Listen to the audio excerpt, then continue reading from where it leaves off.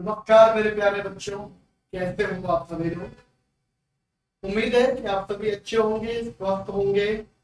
और जो ये समय मिला है अभी आपको, लॉकडाउन का इस समय का पूरा लुत्फ उठा रहे होंगे।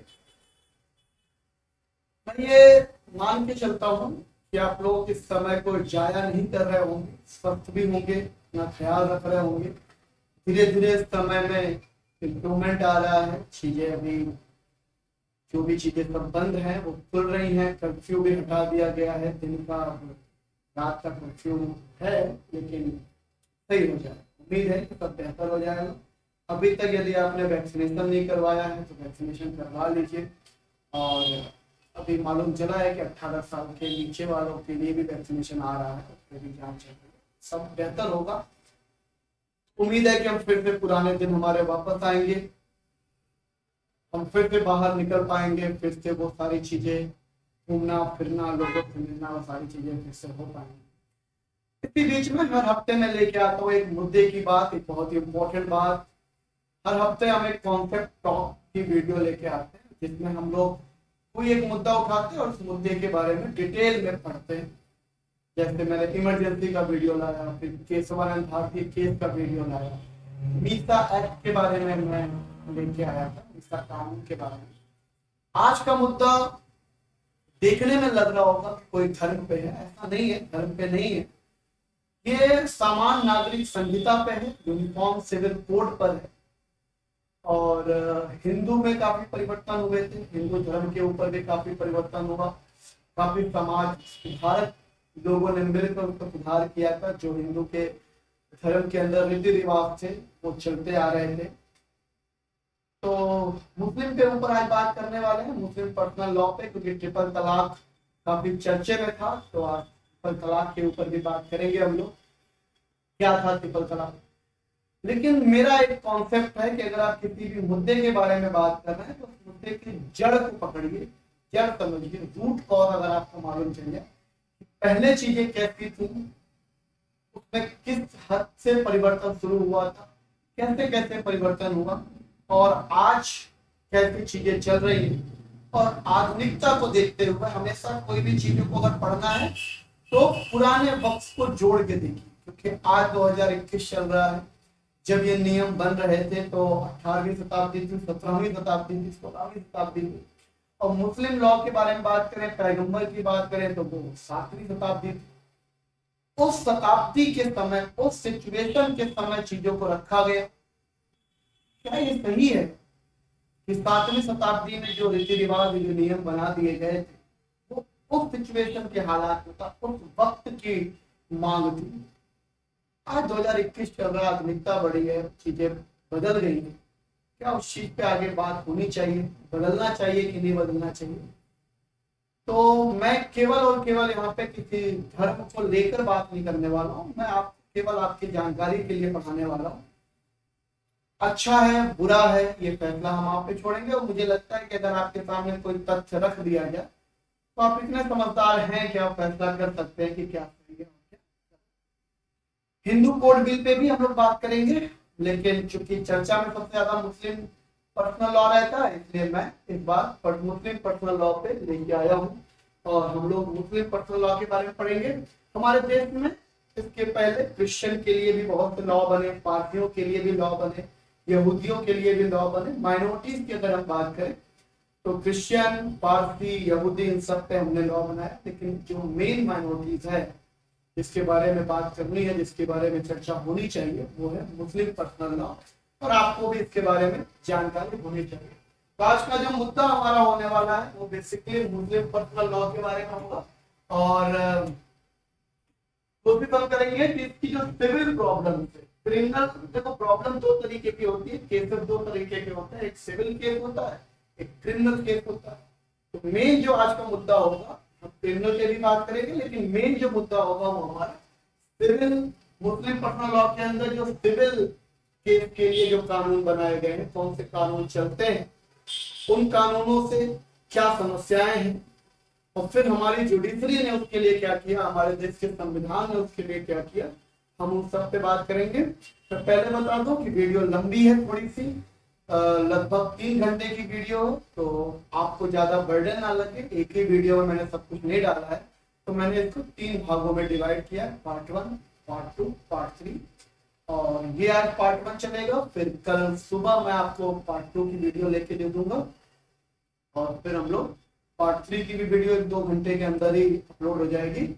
तो आप तीनों पार्ट जब आप सीक्वेंस में देखेंगे तो आपको चीजें बेहतर तरीके से समझ में आएंगे, और फिर आप एक कंक्लूजन पे पहुंच पाएंगे। आज पार्ट 1 की शुरुआत इस वीडियो में करेंगे, और इस वीडियो में मेन हम समझेंगे कि सिविल प्रॉब्लम क्या थी उनको समझेंगे। चलिए तो चर्चा शुरू करते हैं। आप लोग टॉपिक शुरू होने के पहले मैं आपसे यही कहूंगा कि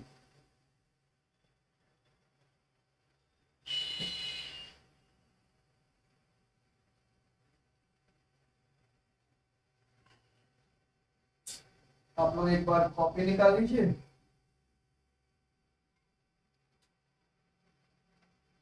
कॉपी पेन जो भी है, जो भी चीजें आपको यहाँ बताई है उसको नोट डाउन करने के लिए, जानकारी के लिए कॉपी पेन निकालिए। तो स्टार्ट करेंगे। मुस्लिम पर्सनल लॉ क्या है, सिविल केस के बारे में क्या है। मेन जो मुद्दा जो आप लोगों को सबसे ज्यादा अच्छा लगता है, मतलब सबसे ज्यादा चर्चा में भी रहा, ट्रिपल तलाक इल्लीगल कैसे हो गया, क्या कारण था, मेन प्रॉब्लम क्या थी ट्रिपल तलाक में, इतने दिन से क्यों चला आ रहा था, बाद में इसको आज जाके इसको हटाने की जरूरत क्या पड़ी, और इसके बीच में कुछ महत्वपूर्ण केस के बारे में पढ़ेंगे, जैसे साहबानो केस के बारे में भी हम लोग पढ़ेंगे। उसके पहले हम लोग एक बॉम्बे में एक केस हुआ था, उसके बारे में भी पढ़ेंगे, क्या है केस। और जो आर्टिकल के बीच में लड़ाई है, धर्म, मुस्लिम धर्म और लोगों की जो डिमांड है उसके बीच में जो लड़ाई है, और उसकी सुप्रीम कोर्ट ने उस कॉन्स्टिट्यूशन के जो आर्टिकल हैं उनके ऊपर क्या व्याख्याएं दी, उस पर भी बात करेंगे हम लोग। और आर्टिकल 44 के बारे में बात करेंगे। कुछ जैसे हर एक वीडियो में मैं कुछ महत्वपूर्ण आर्टिकल उठाता हूँ, तो यहाँ पर भी कुछ महत्वपूर्ण आर्टिकल उठेंगे और उस पर चर्चा की जाएगी। शरीयत क्या होता है, मुस्लिम कानून आया कहाँ से, कैसे बना, सब चीजों पे बात करेंगे। मुस्लिम में सिविल कोड की अगर हम बारे में बात करें, सिविल प्रॉब्लम के बारे में बात करें, तो क्या है, मेन क्या है, मैरिज मतलब मुस्लिमों के अंदर शादी, डिवोर्स क्या है, तलाक का क्या है, उसका सिस्टम है, उसको समझेंगे। मेंटेनेंस, मेंटेनेंस को हम कह सकते हैं गुजारा भत्ता या एलुमिनी जैसे कहते हैं। डिवोर्स के बाद जो महिला है, जो पुरुष है, उनके मेंटेनेंस का खर्चा कैसे दिया जाता है या क्या नियम है, उसके लिए वो पढ़ेंगे। फिर पढ़ेंगे उत्तराधिकारी के बारे में कि मुस्लिम के अंदर जो उत्तराधिकारी होता है, जो जायदाद बढ़ती है, जो वसीयत लिखी जाती है, वो किस हिसाब से लिखी जाती है। और उसके बाद हम लोग पढ़ेंगे एडॉप्शन। वैसे मुस्लिम में एडॉप्शन तो अलाउ नहीं है, फिर भी उसके बारे में थोड़ी बहुत जो भी आर्टिकल है उसके बारे में समझेंगे। यही हमारा पूरा मुद्दा रहेगा। और मेन जो है प्रॉब्लम ट्रिपल तलाक को लेकर, डिवोर्स को लेकर, इसको भी हम लोग समझेंगे। तो उम्मीद है कि आप समझ गए होंगे कि आज का थीम क्या है। तो यहीं पे स्टार्ट करेंगे मुस्लिम पर्सनल लॉ के बारे में। और सबसे मेन इंपॉर्टेंट है शरीयत कानून को समझते हैं कि ये क्या शरीयत कानून क्या है, इस चीज को समझेंगे। व्हाट इज शरीयत, अगर इसके बारे में बात करें तो यहीं पे मुद्दा उठाते हैं मुस्लिम कानून के बारे में। शरीयत क्या है उसके बारे में भी हम लोग बात करेंगे, लेकिन पहले शरीयत के बारे में जान लेते हैं क्या है शरीयत। बेसिकली शरीयत जो है, देखो जब भारत में मुगल आए, उसके पहले गुलाम वंश थे, खिलजी थे, फिर उसके बाद तुगलक थे, सैयद थे, लोधी थे, सब लोग आए हमारे देश में, फिर मुगल आए। तो वो जब आए हमारे देश में तो वो अकेले नहीं आए, वो मुस्लिम कानून भी लेके आए। उस समय जो कोई क्राइम करता था या जो सिविल मामले होते थे उनको उसी नियम के आधार पे देखा जाता था, हल किया था। और वो जो कानून था बेसिकली वो शरीयत था। शरीयत को अगर मैं एक्सप्लेन करना चाहूँ तो आप कह सकते हैं डिवाइन लॉ, डिवाइन लॉ जिसको हम लोग कहते हैं ईश्वरीय कानून। मतलब ऐसा माना गया है ईश्वर के द्वारा बनाए गए कानून है, अल्लाह के द्वारा, खुदा के द्वारा। और ये हर धर्म में एक माना जाता है, हिंदू धर्म में भी ये माना जाता है कि भगवान के द्वारा कुछ कानून बनाए गए, उनका फॉलो किया जाता है। तो इस तरीके से इनके यहाँ भी ईश्वरीय कानून होता है, तो उसी कानून के हिसाब से बहुत कठोर कानून होता है, उस कानून के हिसाब से वहां पे चीजें चलती थी। उसके बाद फिर मुगल आए, तो मुगल में भी एक बहुत ही, आपको मालूम होगा, बहुत ही खतरनाक और बहुत ही ताकत था, आपको मालूम है, औरंगजेब। तो औरंगजेब ने क्या किया, एक फतवा जारी करवाया, जिनको फतवा आलमगीर भी कहा जाता है।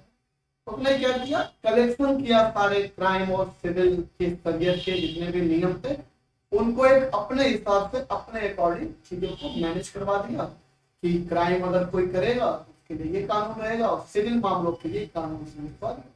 और उसके बाद से हमारे देश में फतवा आलमगीर ही शरीयत माना गया और उसी के हिसाब से लोग को मिलता है। शरीयत क्या था बेसिकली, अगर हम इसके बारे में बात करें तो ये एक ईश्वरीय कानून था, लेकिन ईश्वरीय कानून आया कहां से था, मेन तो ये भी कारण है कि ईश्वरीय कानून बेसिकली कहां से आया है।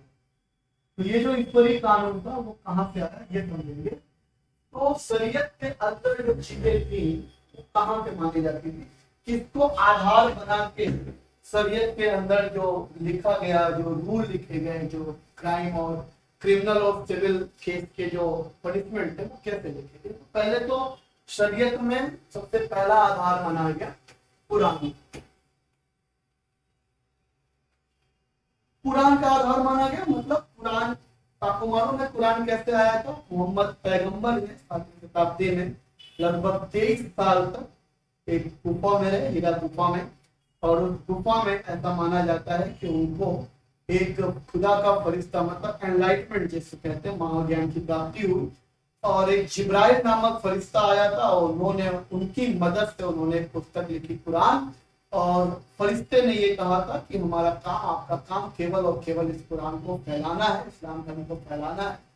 और फिर मोहम्मद पैगंबर साहब ने उस कुरान के ऊपर काम करना शुरू किया। तो कुरान में जो चीजें लिखी हैं, जो कानून है, वो किसके आधार पर मानी जाती है, कुरान के अंदर जो कानून लिखे गए हैं, जो भी चीजें लिखी गई हैं कि ये करने पे ये होना चाहिए, ये हराम है, ये हलाल है, वो सारी चीजें कुरान के आधार पे भी शरीयत मानी जाती है। लेकिन अगर कोई ऐसी चीज है जो कुरान के अंदर नहीं है, तो फिर दूसरा तरीका क्या है, फिर दूसरा केस माना जाता है, उसको हम लोग कहते हैं, साधारण शब्द में उसके हदीस कहते हैं। हदीस कहीं कहीं पर इसको हदीस भी कहते हैं, कहीं कहीं पर हदीस भी कहते हैं। उर्दू और हिंदी का थोड़ा सा मिक्सचर है। और हदीस बेसिकली क्या है, हदीस दो चीजों से है। हदीस के अंदर दो चीजें, एक पैगंबर ने जो अपने शब्दों में कहा, कुछ चीजें ऐसी थी जो कुरान में लिखी हुई थी, और कुछ चीजें ऐसी थी जो कुरान में लिखी नहीं थी, लेकिन पैगंबर ने अपने मुंह से बोला था कि अगर ऐसा हुआ तो हम ऐसी बात करेंगे, ऐसी सजा देंगे, ऐसा कुछ नियम निकालेंगे। तो पैगंबर के द्वारा बोले गए जो कथन थे, पैगंबर ने जो कहा, उसको माना जाता है शरीयत। और उस कथन को हम लोग यहाँ पे सुन्नत कहते हैं। सुन्नत ऐसे बेसिकली तो सुन्ना कहा जाता है, लेकिन सुन्नत कहा जाता है हिंदी में। और एक उनके कथन और एक उनके कर्म। कर्म का मतलब उनके कृत्य, डीड्स, मतलब पैगंबर ने जो बोला वो हदीस माना गया। पैगंबर ने जो किया, जब पैगंबर के सामने कोई ऐसा मौका मिला तो पैगंबर ने उस समय जो निर्णय लिया, उस समय जो उन्होंने किया, जो किसी को छोड़ाया, किसी को सजा दी, वो उनके कर्मी माने गए, कर्म माने गए, डीड्स माने गए। तो इसको कहा गया हदीस। ये भी शरीयत के अनुसार होता है। अब जब आपकी कुछ चीजें कुरान में मिल गई, कुछ हदीस में मिल गई, कुछ ऐसी चीजें थी जो हदीस में भी नहीं मिली, हदीस में भी नहीं लिखा हुआ, ऐसी जगह मेंशन नहीं, तो ऐसे समय में, ऐसे माहौल पे फिर शरीयत किससे चलता है, फिर शरीयत शरीयत एक कानून है, मैंने बताया डिवाइन लॉ है, ईश्वर के द्वारा लिखा गया कानून है। शरीयत कानून से ही मुस्लिम लॉ जो है वो चलता है। मुस्लिम के अंदर जितने भी क्रिमिनल केसेस होते थे, सिविल केसेस होते हैं, वो शरीयत कानून के अनुसार ही हल किया जाता था। और शरीयत का पहला आधार क्या होता था, कुरान। उसके बाद हदीस, हदीस में जो उन्होंने पैगंबर ने कहा है वो, और जो पैगंबर ने किए थे कृत्य, जो उनके थे डीड्स थे, वो। अगर इन दोनों में भी नहीं हो पा रहा तो फिर अगला होता है कियास। कियास का मतलब होता है कयास लगाना, गेस करना। और गेस करने का मतलब ये मान लेना कि अगर कोई कर्म हुआ है और ऐसा पहला कहीं कुरान में मेंशन नहीं है, हदीस में मेंशन नहीं है, तो ये वहां के जो जुडिशरी हो, जो जूरी होगी, मतलब जो मेन होंगे मुस्लिम धर्मों के, वो लोग एक कयास लगाएंगे कि अगर ऐसे सिचुएशन में पैगंबर होते तो क्या करते। ये जो सजा होती है इसको हम लोग कियास कहते हैं। और चौथा जो आखिरी है, इसके ऊपर शरीयत का कानून चलता है, उसको कहते हैं इज्मा। इज्मा का मतलब होता है जो वहां की जूरी डिसाइड करती है, जो वहां की न्यायपालिका होती है। न्यायपालिका का मतलब गवर्नमेंट कोर्ट की बात नहीं कर रहा हूँ, उनकी अपनी जो पंचायत होती है उसमें जो मेन होते हैं, काजी होते हैं, मुफ्ती होते हैं, वो लोग जो डिसाइड करेंगे उसको इज्मा। और इन्हीं चार के आधार पर हमारी शरीयत जो मुस्लिम कानून है, शरीयत चलती। क्लियर है यहाँ तक? कोई समझते हैं? आप सबको मालूम है कि मुस्लिम दो भागों में बटा है।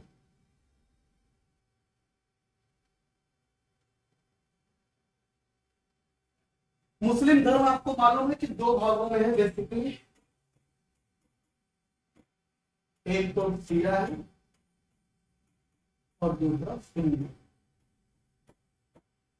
शिया और सुन्नी का जो बंटवारा होगा डिटेल में तो नहीं जाएंगे, लेकिन अगर आपने मेरा हिस्ट्री की क्लास देखी होगी अनअकैडमी पर, तो मैंने इस्लाम धर्म के बारे में पढ़ाया है। तो एक लेक्चर मैंने यूपी पीएससी और यूपी ट्रिपल एससी के लिए लिया था इस्लाम धर्म के बारे में। तो उसमें मैंने पूरा डिटेल में समझाया है कि कैसे शिया है, कैसे सुन्नी है। लेकिन इतना मानिए कि पैगंबर के मृत्यु के बाद अब पैगंबर का उत्तराधिकारी कौन बनेगा, इसकी लड़ाई चली। पैगंबर के उत्तराधिकारी कौन बनेंगे? पैगंबर के एक सबसे पहले सिद्ध और उनके दामाद थे अली, और पैगंबर के ही सिद्ध थे, फॉलोवर थे, लेकिन उनके पास क्वांटिटी लोगों की ज्यादा थी, फॉलोवर्स उनके पास ज्यादा थे। उनका नाम था अबू बकर। तो कुछ लोगों का ये मानना था कि पैगंबर के परिवार से ही कोई बनेगा, और कुछ लोग का मानना था ऐसा जरूरी नहीं है, जो ज्यादा उस समय मतलब उसमें लगे कि नहीं इसको होना चाहिए, इसके पास ज्यादा फॉलोवर्स हैं, उनको बना दीजिए। जो लोग ये मानते थे कि नहीं पैगंबर के परिवार से ही कोई बनेगा, वो थे शिया, उनको क्या कहा गया? और जो कहा गया नहीं कोई अन्य बनेगा, उनको क्या कहा गया? सुन्नी का। और वैसे भी पूरे देश में अगर बात करें तो शिया की जो जनसंख्या है वो मात्र 15% है, सुन्नी जो है वो 85% है। और शिया जो होते हैं बहुत कठोर नहीं होते, शिया नॉर्मल होते हैं, लेकिन सुन्नी जो होता है बहुत कठोर तरीके से फॉलो करते हैं इस्लाम धर्म को। और हमारा देश जो भारत है ये सुन्नी बाहुल देश है, ये भी मान के चलिए सुन्नी बाहुल। और एक बात और बता दूं, शिया जो है वो 3 तलाक नहीं मानते। 3 तलाक जो कॉन्सेप्ट है जो भी लीगल हुआ है, ये जो थे ये लोग नहीं मानते थे 3 तलाक, सुन्नियों के अंदर मानते थे। चूंकि हमारा देश सुन्नी बाहुल है तो हमारे देश में 3 तलाक चल रहा है, ये तो। अब सुन्नियों ने क्या किया, ये सुन्नी जो थे ये तो हमारे शरीयत के कानून हो गए। तो उसके बाद सुन्नी ने क्या किया, एक हनफी धारा इस्तेमाल। जैसे ये जो जिस हिसाब से हमारे यहाँ केसेस चलेंगे, जिस हिसाब से हमारे यहाँ शरीयत चलेगी, तो इस शरीयत की भी 2 धाराएं बना। शरीयत मतलब हम लोग क्या शरीयत, क्योंकि उस धाराओं में इसके हिसाब से अगर देखा जाए तो सजाएं बहुत अजीब थी। अजीब का मतलब बहुत ही कठोर सजाएं थी। ऐसा नहीं है कि मुस्लिम धर्म में ही, मैं तब की बात कर रहा हूँ, हिंदू धर्म के अंदर भी बहुत कठोर कठोर सजाएं थी। जैसे अगर मैं हिंदू धर्म के आगे बात करूँ तो मनुस्मृति को फॉलो किया जाता था। तो मनुस्मृति के अंदर ये चीज लिखी हुई थी कि अगर किसी ने ब्राह्मण की गाय चुरा ली, ठीक है, तो ऐसे लोग थे दोनों पैर काट दिए जाते थे आधे पर। और भी बहुत चीजें लिखी हुई थी, बहुत कठोर कठोर सजा उसमें भी थी, इसमें भी थी। तो चूंकि जो सुन्नी थे वो कठोर थे, तो सुन्नी जो थे वो हनीफ धारा को फॉलो करते। हनीफ ये धारा भी शरीयत से ही निकली। और जो शिया हुआ करते थे ये फॉलो करते थे इमामी धारा। अब आपको मैंने बताया कि हमारा जो देश है वो सुन्नी बाहुल है, जाहिर सी बात है हमारे देश में हनीफ धारा चली होगी, तो हनीफ धारा से ही लोगों की सजाएं मिलती थी। लोगों को जो क्राइम होते थे उनके, उसके हिसाब से उनको सजा हनीफ धारा के उससे मिला था। ठीक है, क्लियर, बात समझ में आ रही है? अब अगर हम बात करें कि शरीयत के क्रिमिनल और सिविल केसेस के बारे में बात करें, तो शरीयत के अंदर दो तरीके के केस आते हैं, क्रिमिनल केस और सिविल केस। तो आप समझ रहे होंगे, इतना मैं मान के चलता हूँ कि अगर आपको क्रिमिनल और सिविल केस के बारे में बताऊंगा, तो क्रिमिनल मतलब होता है कि जब कोई क्राइम होता है, किसी का मर्डर हो जाए, कुछ ऐसा हो गया। सिविल मतलब आपसी झगड़े जो होते हैं उनको सिविल केस कहते हैं। कोई परिवार का झगड़ा हो गया, कोई जमीन का मामला हो गया, पति पत्नी का तलाक हो गया, जायदाद बंटने वाली है, पुत्र का हो गया, ऐसे में क्या होता है, सिविल मामला है। किसी ने किसी का मर्डर कर दिया, किसी ने किसी का रेप कर दिया, ये क्या हो गया, क्रिमिनल मामला, क्राइम हो गया। और जब क्राइम हो गया तो फिर क्रिमिनल के लिए कुछ और कानून थे और सिविल के लिए कुछ और कानून। हालांकि आपको मालूम है कि अंग्रेजों ने हमारे देश में जब आए, तो अंग्रेजों ने क्रिमिनल लॉ के लिए तो हमारे देश में यूनिफॉर्म सिविल कोड ला दिया, आईपीसी और सीआरपीसी। क्रिमिनल केसेस के लिए हमारे देश में आईपीसी और सीआरपीसी, और आपको मालूम है 1973 का सीआरपीसी आज का टाइम चल रहा है, लेकिन सीआरपीसी 1868 में ही अंग्रेजों द्वारा ला दिया गया था। और ये जो आईपीसी और सीआरपीसी क्रिमिनल प्रोग्राम कोड का इसको कहते हैं, और इंडियन पेनल। ये जो आईपीसी और सीआरपीसी था, बेसिकली ये ऐसा कानून लाया गया था कि ये पूरे भारत में चल रहा, मतलब ये कह सकते हैं कि अब ये हो गया था कि अब कोई ऐसा नहीं है कि हम मुसलमान, पहले क्या होता था कि अगर मान लीजिए किसी मुसलमान के यहाँ या किसी मुस्लिम के यहाँ कोई क्राइम हो गया है, तो वहां पर उनके अपने शरीयत के हिसाब से उनको सजा दी जाती थी। और शरीयत के हिसाब से ये था कि अगर आप लोग दो लोगों ने क्राइम किया है, तो जिसके ऊपर क्राइम हुआ है, जो पीड़ित वर्ग है, उसको यह मौका मिलता था कि वो अगर चाहे तो सामने वाले को माफ कर दे या ना करे, वो उसके ऊपर था। वो उसकी इच्छा से उसको सजा मिलती थी। वो अगर चाहे कि नहीं इसकी आंखें फोड़नी है या इसके पैर काटना, तो वो सजा उसको मिलती। ये चलता था उस टाइम। ऐसा एक केस भी हुआ था, वो व्यक्ति का, वो लड़की का तो नाम नहीं याद आ रहा है मुझे, लेकिन उसके मुंह पे लोगों ने तेजाब फेंक दिया था, इसलिए लड़की उसकी आंखें खराब हो गई। फिर बाद मामला चला कोर्ट में, तो मुस्लिम बोर्ड में गया मामला, तो वो शरीयत के हिसाब से ये था कि अब आप तो ठीक है, तो आपने क्राइम किया है, तो क्राइम किया तो आपको सजा मिलेगी। तो उस लड़की से पूछा गया कि क्या सजा होगी, लड़के ने कहा कि मैं भी चाहती हूँ कि इनकी आंखें फोड़ दी। फिर उनको बैठाया गया, लगा अदालत, और उनकी आंखें फोड़ी जा रही थी। उससे एक बार लड़की से पूछा गया कि अगर तुम चाहो तो माफ कर सकती हो, या फिर आपको सजा तो भैया जो आप चाहोगे वो मिलेगी, तो शरीयत कानून कहता है। हालांकि लड़के ने कहा नहीं, मुझे सजा देनी है। और जब उसकी आंखें फोड़ने जा रही थी, तब शायद लड़के ने मना कर दिया कि रहने दो, मैं केवल इसके अंदर खौफ देखना चाह रही थी, किसी की आंखें फूटती हैं तो कैसा खौफ। लेकिन ऐसा अब कानून नहीं है। जो अंग्रेजों ने कानून लाया, अंग्रेजों ने कानून में क्या करता, हालांकि उस समय के कानून से तो बहुत हल्का फुल्का कानून आ गया, पैर काट देना, ये काट देना, उसमें अजीब कानून हुआ करता। तो हमारे यहाँ एक कानून ऐसा आ गया, नहीं है कि हिंदू वाले अपना अलग क्रिमिनल चला रहे हैं कोर्ट, मुस्लिम वाले अपना अलग चला रहे हैं, क्रिश्चियन अलग चला रहे हैं। सर उन्होंने कहा ऐसे देश चल नहीं पाएगा, क्योंकि हमें शासन करना, हमें कुछ ना कुछ ऐसा करना पड़ेगा कि पूरे देश को यूनिफॉर्म उसको लाना पड़ेगा। तो उन्होंने फिर यूनिफॉर्म सिविल कोड लाया, और जिसे सामान्य नागरिक संहिता कहते हैं। और उन्होंने पहली बार, अंग्रेजों ने क्रिमिनल मामलों को क्या किया, यूनिफॉर्म कर दिया। पूरे देश में एक क्रिमिनल नियम होगा, और वहां पर यह माना गया कि अगर आपने कोई क्राइम किया है, तो आपने उस क्राइम में उस व्यक्ति को तो पीड़ित किया ही किया है, लेकिन अब उस व्यक्ति की तरफ से आपको कौन सजा देगा, राज्य देगा, स्टेट देगा, गवर्नमेंट देगी। और गवर्नमेंट को आपने, मतलब समझ में आया।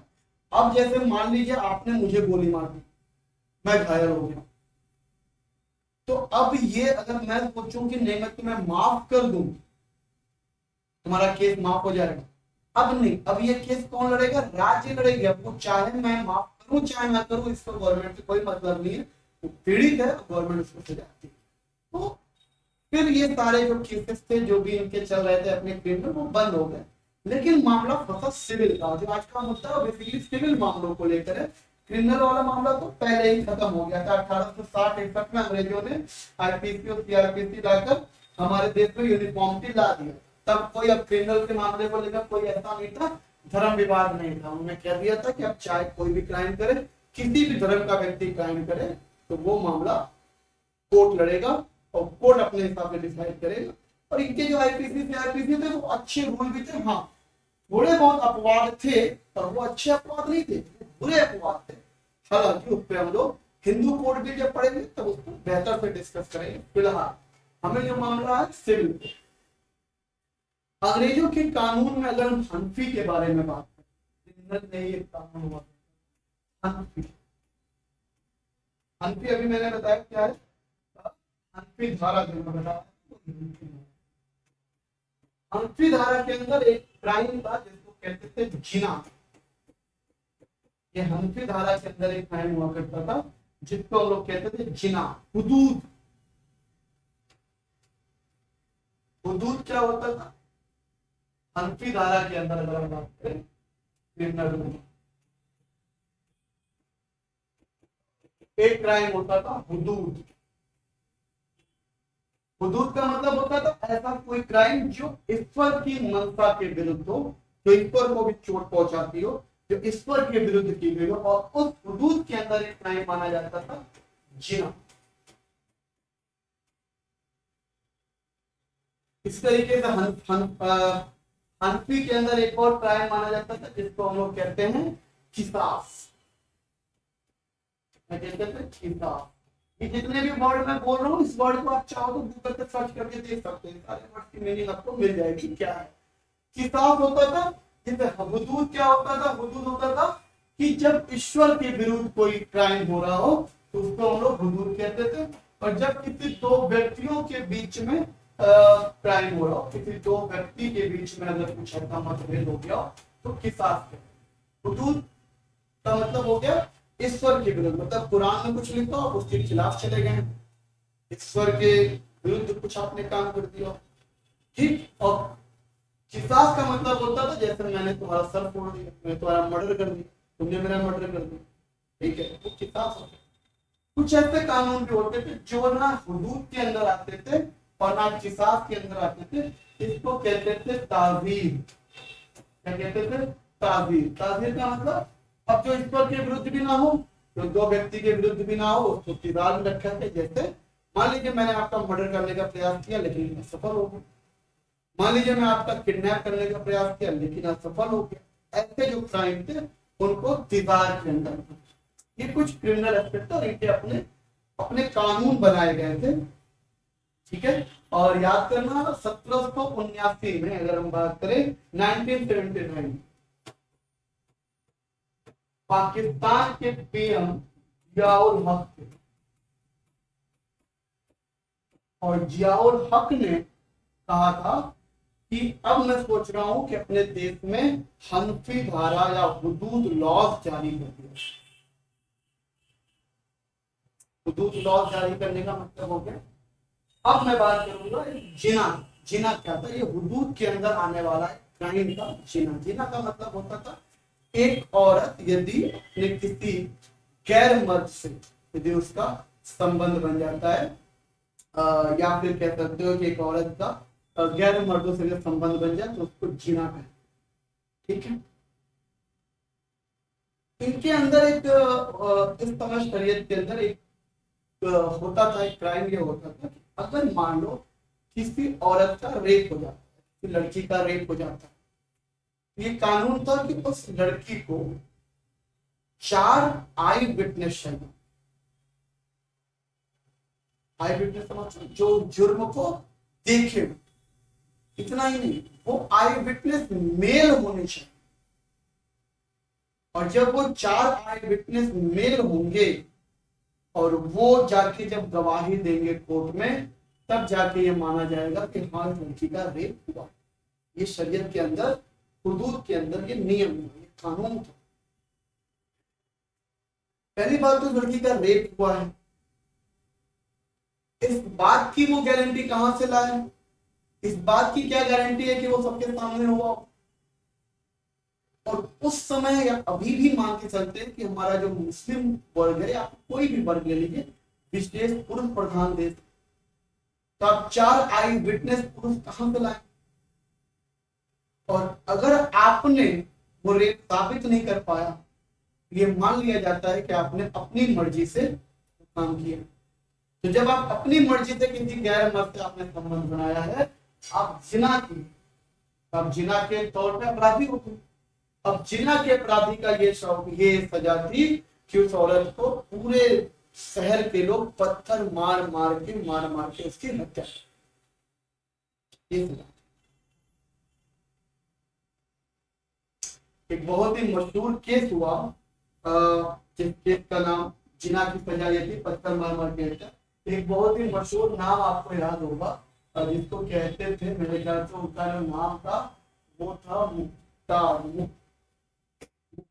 बीवी, पाकिस्तान में थी, बहुत मशहूर है। आप नेट पे सर्च मारिएगा आपको मिल जाएगा, मुख्तारन बीवी या फिर मुख्तारन माई करेगा। ये इनके साथ बहुत ही मशहूर हुई थी उस समय, काफी इनका केस काफी प्रचलित हुआ था। इनका जो केस था वो क्या था? मुख्तारन बीवी का, मुख्तारन माई का। इनका एक्चुअली 2 कबीलों से, 2 कबीले वाले थे, उनका आपस में झगड़ा। तो एक कबीले के लोगों ने दूसरे कबीले के लड़की से प्रेम हो गया, एक कबीले किसी व्यक्ति का दूसरे कबीले की लड़की से प्रेम हो गया।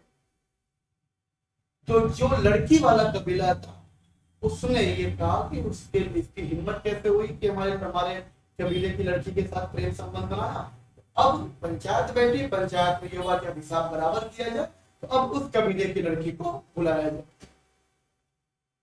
आप किस लेवल की मेंटालिटी चल रही थी शरीयत में? और ये मैं ये नहीं कह रहा हूं कि आप हिंदू होके देखिए या मुसलमान होके देखिए या कोई अन्य धर्म की बात नहीं कर, मैं ये कह रहा हूं कि उस वक्त की मेंटालिटी क्या थी और उस वक्त इसको सुधार करने की आवश्यकता थी कि नहीं थी, ये आप डिसाइड करेंगे। क्योंकि अंग्रेज जब आए तो हिंदुओं धर्म में तो सुधार होने लगा, इस पर भी हम बात करें। हिंदू धर्म में सुधार होने लगा था, सती प्रथा चल रहा था हिंदू धर्म के अंदर, उसको हटाया गया। विधवा पुनर्विवाह चल रहा था, उसको हटाया गया। बहु विवाह वाली प्रथा थी, उसको हटाया गया। महिलाओं को पहले अधिकार नहीं मिला करता था, फिर महिलाओं को प्रॉपर्टी के अंदर अधिकार दिया गया। कम एज में शादी हो जाती थी, फिर मैरिज एक्ट लाया गया कि एज बढ़ाया गया। ये सारे जो सुधार हो रहे थे अंग्रेजों के द्वारा, जो सुधार किए गए, ये सारे सुधार आप देखेंगे ध्यान से तो ये अंग्रेज द्वारा जो हिंदू के अंदर ही सुधार हुआ। उसका एक विशेष कारण ये था कि हिंदू के अंदर भी कुछ समाज सुधारक थे जो हिंदू ही थे और वो सपोर्ट करते थे, लेकिन मुसलमानों में ऐसा कोई सपोर्ट नहीं दिखेगा। मुसलमानों में आपको ऐसा कोई कानून नहीं दिखेगा कि अंग्रेजों ने कुछ ऐसा स्टेप लिया हो कि मुसलमानों के कानून को बदला। नहीं, यहाँ तक कि हमारा देश आजाद हुआ, संविधान बना, तो संविधान में भी मैं आगे जब जुडिशरी की बात करूंगा, कॉन्स्टिट्यूशन की बात करूंगा, उस समय भी उस लेवल के सुधार की जिसमें गुंजाइश थी वो आपको नहीं देखने को मिली। एक तो इनके धर्म के अंदर ही लोग ऐसे थे जो इसका विरोध किया करते थे, और ऐसा नहीं है कि जब हिंदू में सुधार हो रहा था तो हिंदू विरोध नहीं करते, विरोध तब भी हो रहा, विरोध हर जगह होता है। समाज में जब आप परिवर्तन करेंगे विरोध तब तक होगा।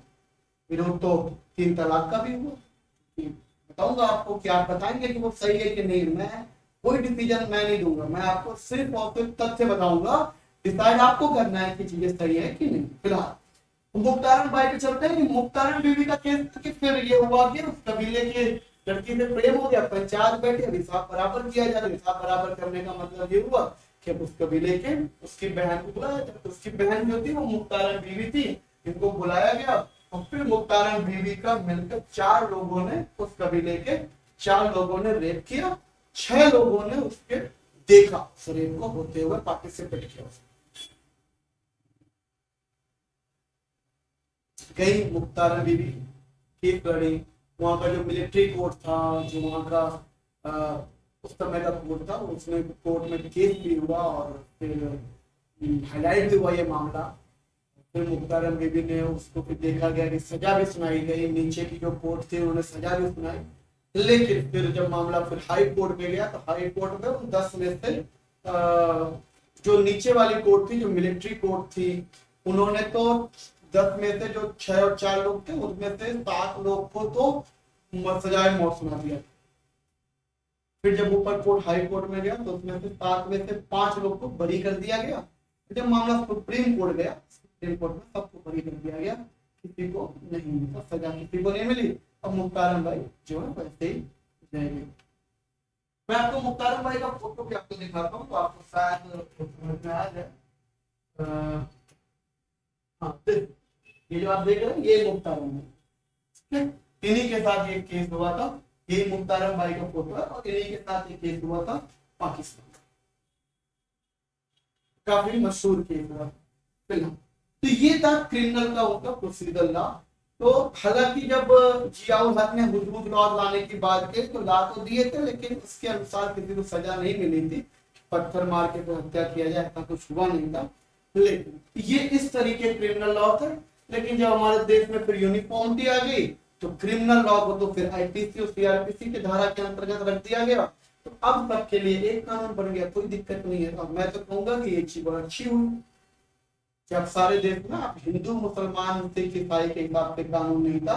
अब अगर क्राइम होगा तो वो क्राइम सबका आईपीसी सीआरपीसी के धारा के अनुसार देखा जाएगा। तो यूनिफॉर्मिटी अच्छी बात है, मैं तो इसका सपोर्ट करता हूँ और मुझे लगता है कि आप लोग भी करें।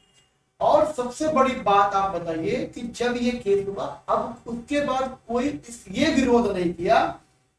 जब सिविल मामला में कोई हस्तक्षेप कर रही थी सरकार या अंग्रेज तो लोग विरोध किया करते, लेकिन जब क्रिमिनल एक्टिविटीज में यूनिफॉर्मिटी आई तो कोई विरोध नहीं किया। कोई ये नहीं कहता है कि नहीं हमारे शरीयत के हिसाब से हमारा कानून चलने दीजिए, क्रिमिनल मामला में हमारे शरीयत के हिसाब से, क्योंकि इतने कठोर मामले थे, इतने कठोर सजाएं थी शरीयत के हिसाब से या फिर मनुस्मृति के हिसाब से भी। मैं किसी एक धर्म की बात नहीं कर रहा हूँ, हिंदुओं में भी थी। मनुस्मृति के अंदर भी बहुत ऐसी सजाएं दी गई थी जो अमान्य थी। उच्च वर्ग के लिए कोई सजा नहीं, नीचे वर्ग के लोगों के लिए सजा थी। ब्राह्मण को कभी फांसी नहीं हो सकती थी, लेकिन अगर ब्राह्मणों घर में कोई चोरी करेगा तो उसको फांसी। इस तरीके की सजाएं थी जो कि अमान्य थी। तो जब यूनिफॉर्मिटी आ गई तो किसी ने ये विरोध नहीं किया कि नहीं नहीं यूनिफॉर्मिटी मत लाइए, हमारे शरीर के हिसाब से हमारा कानून चलने दीजिए। क्यों? क्योंकि सबको मालूम था कि जो क्रिमिनल कानून था शरीयत के हिसाब से, मनुस्मृति के हिसाब से बहुत कठोर था।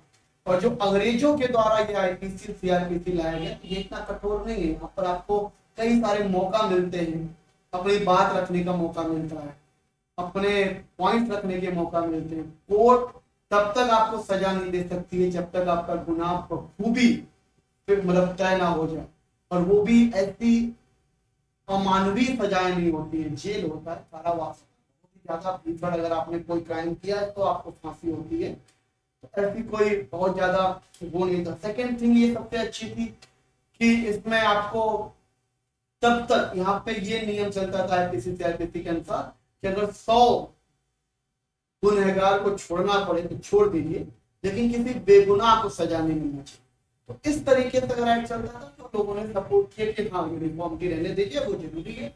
लेकिन मामला जो आया वो मेन आया आपका सिविल मामला। तो अंग्रेजों का जो हम लोग बात करेंगे यहाँ पर problem in Muslim personal law के बारे में बात करेंगे और ये समझेंगे क्या था प्रॉब्लम मुस्लिम लॉ।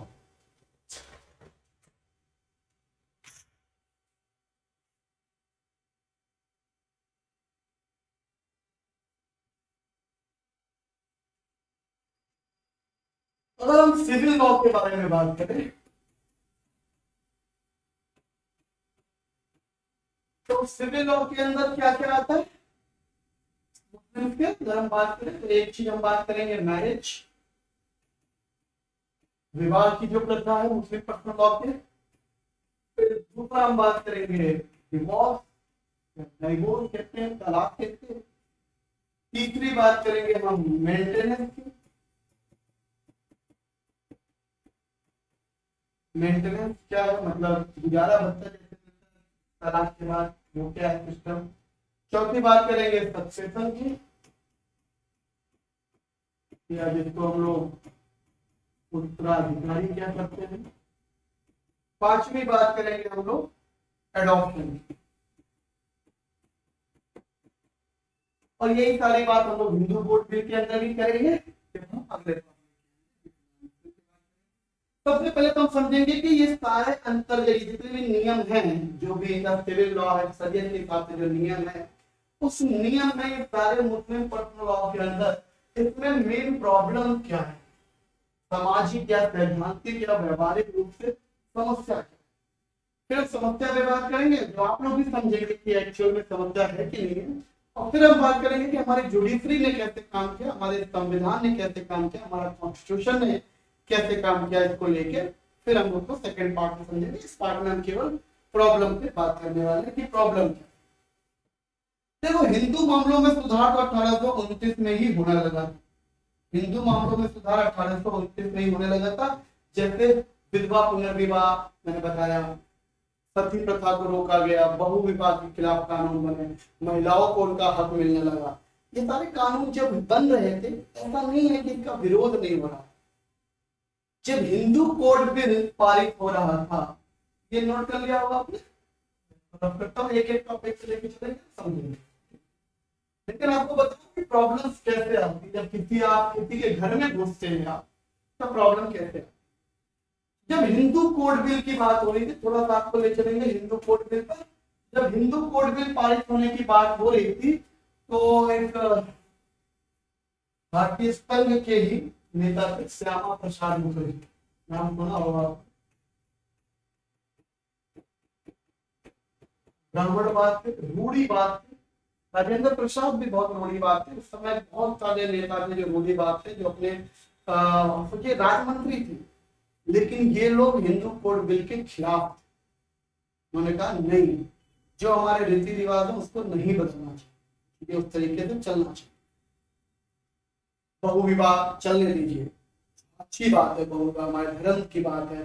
मतलब ये लोग कहते हैं ना रूढ़िवाद थे, चेंजेस नहीं चाहते थे अपने। उनको लगता था कि हमारे धर्म के अंदर चेंज करने का मतलब है आप हमारे घर में इंटरफेयर करें। लेकिन जवाहरलाल नेहरू का ये मानना था कि अगर हमारे घर में गंदगी है तो हमें घुसना पड़ेगा उस गंदगी को साफ करने के लिए, और उस धर्म को या ऐसे धर्म को क्या मानना जिस धर्म के अंदर ही कुछ ऐसी चीजें हो कि उसके अंदर के जो वंचित वर्ग हो वो सजा भुगत रहे, जैसे महिलाएं सजा भुगत रही। अगर आप बहुविवाह करते हैं तो वहां पे महिलाओं के लिए कोई ऐसा अधिकार था ही नहीं। एक पुरुष ने मैंने एक शादी की, फिर मान लीजिए उसको मैंने त्याग दिया, मैं दूसरी शादी करी, उसको जिसको त्यागा है वो गरिमापूर्ण जीवन कहाँ जी पाए। तो इस तरीके कई सारे रूल हिंदू कोड बिल के अंदर लाए गए थे। तो जब हिंदू कोड बिल पारित होने जा रहा था तो लोगों ने काफी खिलाफ, लेकिन चूंकि अब सरकार जवाहरलाल नेहरू की थी और लोग उन्हीं के सरकार के अंडर में थे, तो बहुत ज्यादा तो नहीं विरोध कर पा रहे थे। लेकिन जब पारित होने वाला था तब माना जाता है कि श्यामा प्रसाद मुखर्जी ने विरोध किया, उन्होंने कहा कि नहीं पारित होना चाहिए और ये गलत बात है, इस तरीके से पारित नहीं होना चाहिए।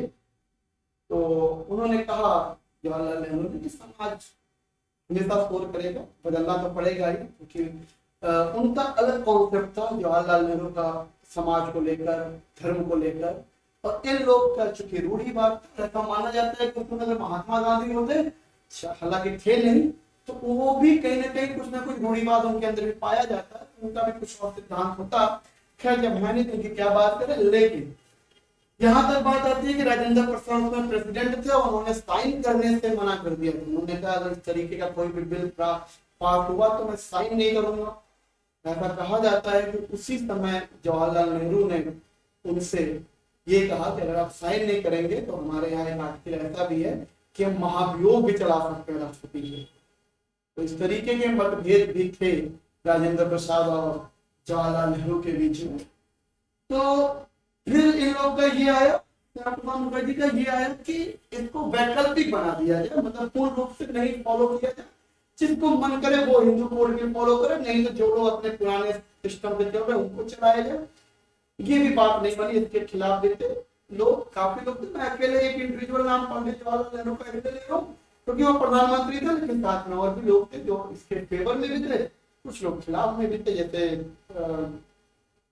वो भीमराव अम्बेडकर, काफी एजुकेटेड पर्सन थे, तो वो भी इसके मतलब फेवर में थे कि हिंदू कोड बिल आना चाहिए। हालांकि वो तो और भी चीजें लाना चाह रहे थे, फिलहाल हम बात हिंदू कोड बिल पे कर रहे हैं। फिर ये हुआ कि वैकल्पिक नियम बदला, तब ये मुद्दा आया श्यामा प्रसाद मुखर्जी द्वारा और भी जितने भी रूढ़िवादी नेता थे कि फिर ये हिंदू के अंदर ही क्यों, ये बड़ा मुद्दा, ये हिंदू कोड में फिर ये सभी धर्म के अंदर होना चाहिए। और सभी धर्म का मतलब उस समय उनका निशाना मुस्लिम धर्म पे था, तो उस समय तो वहां पे 4 विवाह। तो फिर हिंदू को ही क्यों सुधारना, मुस्लिम धर्म को क्यों नहीं सुधारना, सबके लिए कानून लाया जाए। तो फिर पंडित जवाहरलाल नेहरू से ये सवाल भी हुआ, तो जवाहरलाल नेहरू ने ये बात कही, उस समय जो बात सामने आई, पंडित जवाहरलाल नेहरू ने यही स्टेटमेंट दिया था कि देखिए अभी अभी देश आजाद हुआ है, हम लोग खुद धर्म से हिंदू हैं और 80% जनसंख्या हिंदू की है। तो इस समय अगर हम ये कानून पास कर देंगे तो उससे 2 लाभ होगा। एक, अभी हम किसी के धर्म पे चोट डायरेक्ट कर दें, अपने यहाँ कानून पास ना करें, दूसरे पे कानून पास कर दें, या फिर दोनों में कानून पास कर दें, तो ये संदेश, ये मैसेज आएगा, क्योंकि अभी भी हमारे देश बंटवारे से गुजरा है, अभी अभी एक छोटी सी आजादी मिली हम लोगों को, अभी देश में बहुत सारी एकता की, अखंडता की आवश्यकता है, और इस समय एक तरीके की सिचुएशन की भी आवश्यकता है। तो अगर हिंदू कोड में पारित हो जाता है, एक ही हमारे देश में 80% जनता में सुधार आ जाएगा, 80% जनता हिंदू है, 20% ही मुस्लिम। और अगर हम मुसलमानों के अंदर भी ये कर देंगे तो कह देंगे देश बांट के यहाँ के जो मुस्लिम है उनके ऊपर अत्याचार का ये किया जा रहा है, उनके धर्म से खेला जा रहा है। और अंग्रेजों ने भी धर्म के ऊपर मुसलमानों के कोई चेंजेस नहीं किए थे, आप देखना, जितने भी चेंजेस हुए तो वो हिंदू के ऊपर हुए थे। अंग्रेजों ने भी मुस्लिम की विरोध ज्यादा था, सपोर्ट कम था। हिंदू में क्या था, राजा राम मोहन राय हो गए, ईश्वरचंद्र विद्यासागर हो गए, कुछ ऐसे लोग थे समाज सुधारक जो हिंदू धर्म को सुधारना चाहते। मुसलमानों में ऐसा कोई उभर के नहीं आया जो समाज अपने नियम शरीयत कानून को सुधारना चाहता हो, इनको ये लगता हो कि नहीं ये कानून गलत है, इसके लिए कुछ कदम उठाए। और ना मुसलमानों ने, अब अंग्रेजों ने ऐसा कुछ स्टेप लिया कि चाहे उनका जो भी कॉन्सेप्ट रहा हो, या तो 2 कॉन्सेप्ट हो सकता है, या तो मुसलमानों का विरोध नहीं झेलना चाह रहे थे क्योंकि मुसलमानों का तो कोई सपोर्ट में नहीं था, हिंदुओं की तरफ से तो मान लीजिए बड़े बड़े लोग सपोर्ट में थे। दूसरा ये भी रहा होगा कि हिंदू के नियम बदलिए, मुसलमान के मत बदलिए, जिससे बंटवारा भी हो सकता है, बांटने वाली नीति भी हो सकती है, ये भी था। तो अंग्रेजों ने भी कोई बदलाव नहीं किया। फिर हमारे देश में जब बदलाव की बात है, हमारे देश में भी पहले हिंदू कोड बिल लागू किया, मुसलमानों का कोड बिल नहीं लागू किया। हालांकि पंडित जवाहरलाल नेहरू ने जो कॉन्सेप्ट दिया उसमें सब लोग राजी हुए कि हाँ सही है, और इन्होंने ये भी कहा कि पहले अपने घर में जब हम सुधार कर लेंगे तब हम दूसरे से कहेंगे तो वो मानेगा भी, हम अपने घर में नहीं कर रहे हैं तो पहले दूसरे से कैसे करें। हालांकि हिंदू कोड बिल भी पारित हो गया सवाल, लेकिन तब भी व्यवहारिक रूप से जवाहरलाल नेहरू ने जो भी कहा वो सही था, लेकिन सैद्धांतिक रूप से यह सवाल आज भी बना हुआ है, या उस समय बना हुआ था कि क्यों मुस्लिम कानूनों को क्यों नहीं बदला जाता, क्या रीजन, ये तो सवाल था ही अपने। तो सवाल समझेंगे कि फिर क्या हुआ, किस तरीके।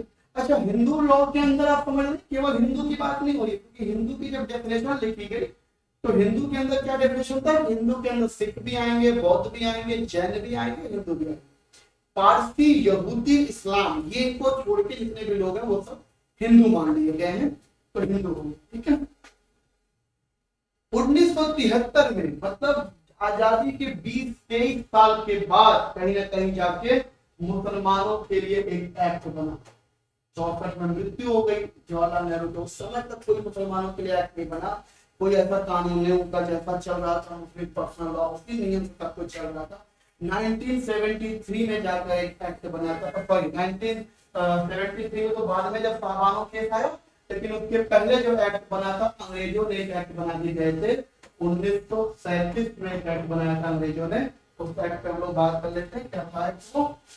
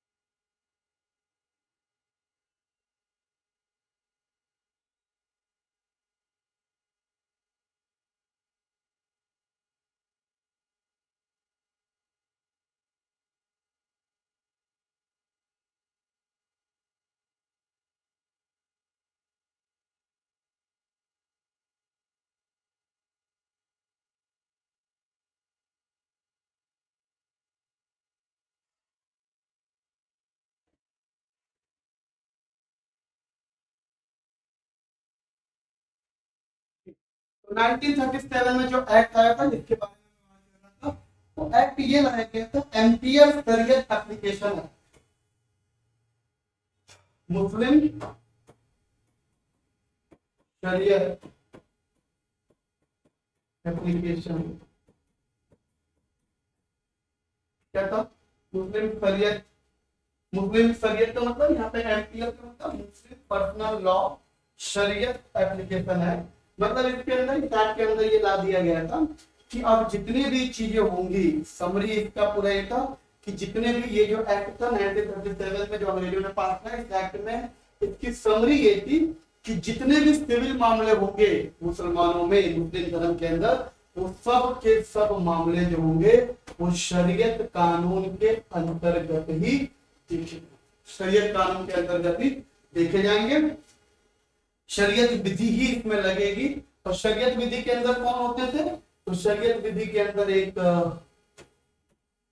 काजी हुआ करते थे, यही जूरी हुआ करते थे, जूरी काजी होकर अपने फैसला सुनाते थे, ये जज हुआ करते थे।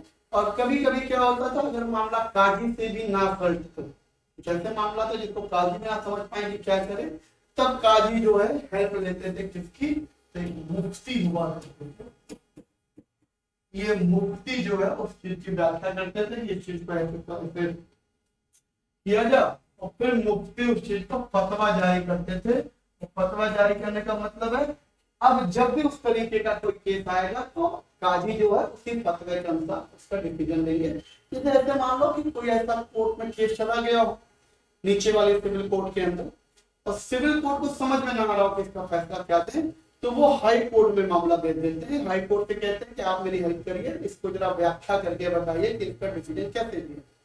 तो हाई कोर्ट फिर व्याख्या करके उसको देता है, और फिर उसी व्याख्या को सिविल कोर्ट जो होती है मानकर उस हिसाब से, उस आधार पे जितने भी उसके लेवल के केस आते हैं वो सब उसी शरीयत कानून से पास, शरीयत नहीं, उसी हाई कोर्ट की दी हुई व्याख्या से पास होता है। इसी प्रकार से मुसलमानों में शरीयत में कानून काजी जो होंगे वो जूरी होंगे, वही डिसाइड करेंगे।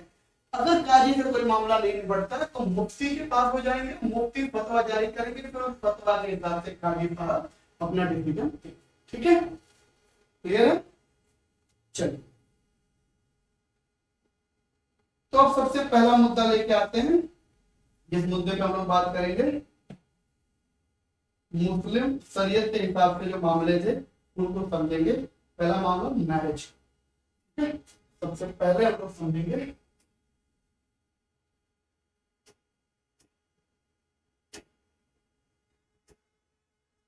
मैरिज।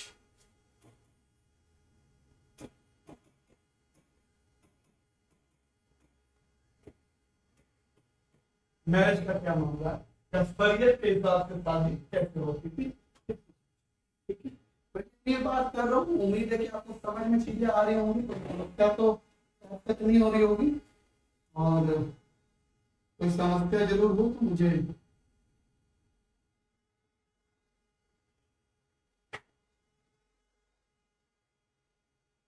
कोई समस्या होगी जिन्हें बताइएगा मुझे, ठीक है?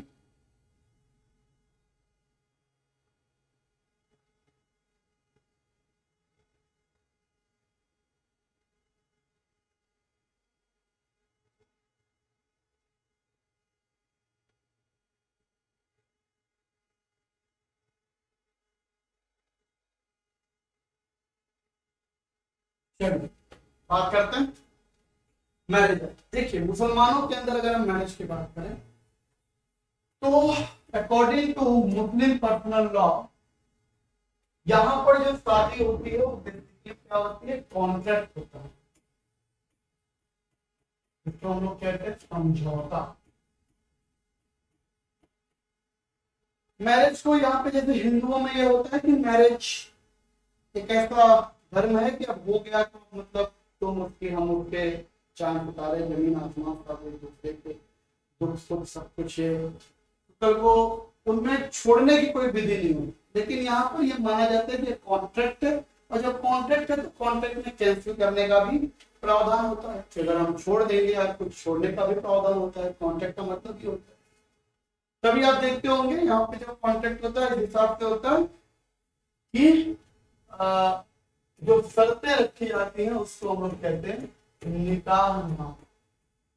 इस कॉन्ट्रैक्ट में शर्तें रखी जाती हैं और शर्तें को हम लोग क्या कहते हैं, निकाहनामा कहते हैं। उस शर्त में ये होता है कि आदमी कुछ मतलब डिसाइड करता है और औरत भी डिसाइड करती है और फिर डिसीजन के बाद ये होता है कि और आदमी से पूछा जाता है कि आपको कबूल है, मतलब दोनों लोग का पक्ष। कभी आपने हिंदू शादी में देखा है कि लड़की कुछ बोल रही है, लड़की मान रही है कि नहीं मान रही, लड़की से पूछा जा रहा हो कि आप कबूल है कि नहीं है, कि मान लिया जाता है कि लड़की की शादी है तो लड़की मान का अपने मन से ही कर रही है शादी, तो कोई ऐसा नहीं हिंदू में। लेकिन मुसलमानों में ये परमिशन दिया जाए, अच्छी बात है कि लड़के से पूछा जाता है कि आपको कोई जबरदस्ती तो नहीं दे रहा, मतलब आपको कबूल है शादी, तो लड़की बोलती है कि हाँ कबूल है कबूल है, लड़का अपनी तरफ से बोलता है कबूल है, तब माना जाता है कि हाँ ये कॉन्ट्रैक्ट दोनों तरफ से लोगों से कबूल है, तब ये कॉन्ट्रैक्ट साइन है।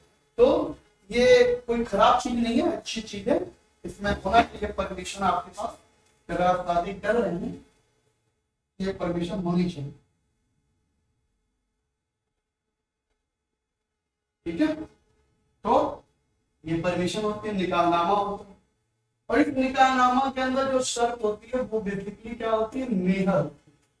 मेहर कहीं ना कहीं पे आपको MEHR देखने को मिलता है और कहीं कहीं पे MAHER देखने को मिलता है। मेहर, मेहर शब्द क्या है, मेहर एक्चुअली क्या होती है कि जैसे हिंदुओं में क्या होता है दहेज प्रथा, आपको मालूम होगा हिंदुओं में दहेज बहुत दिनों से चल रहा है।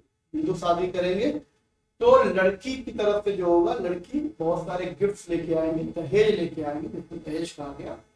मुसलमानों में दहेज का कोई कानून नहीं था, दहेज की कोई विधि भी नहीं थी।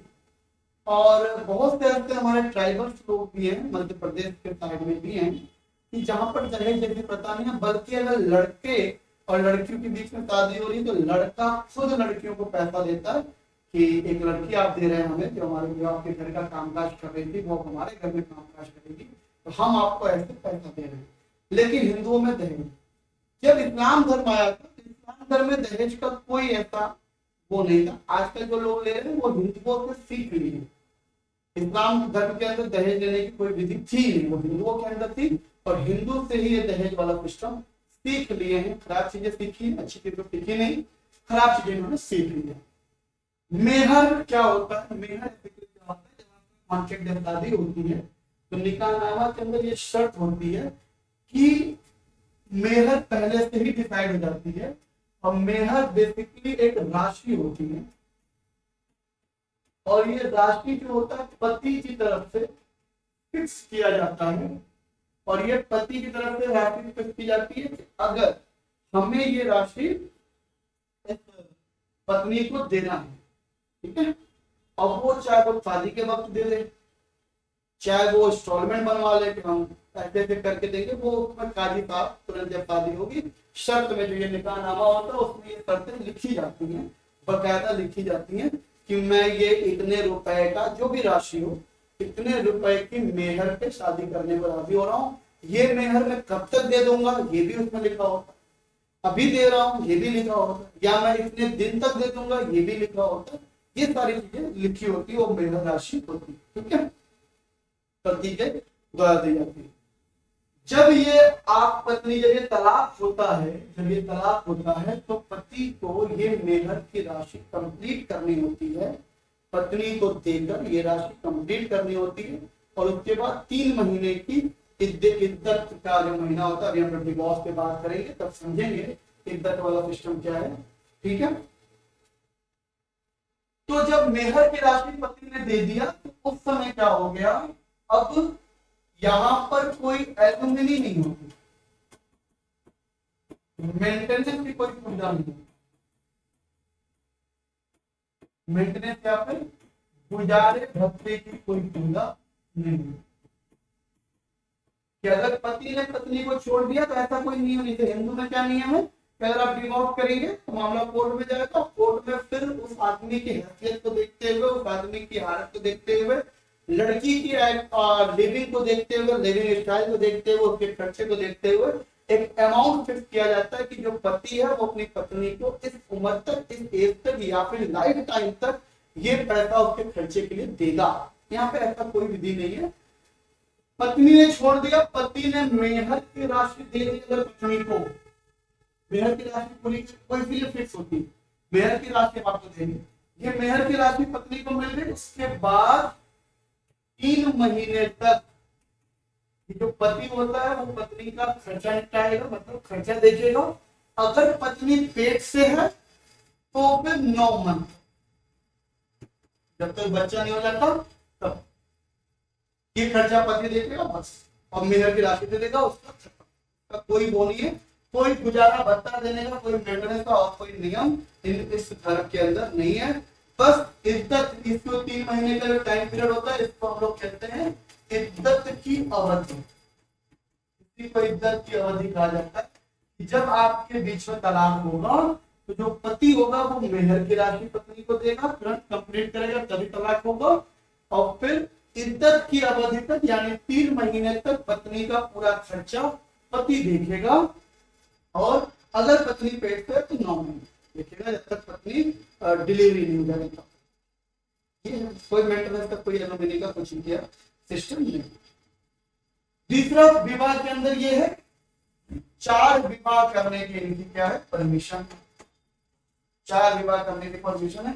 1 मिनट बेटा 2 सेकंड के लिए रुकेंगे बस।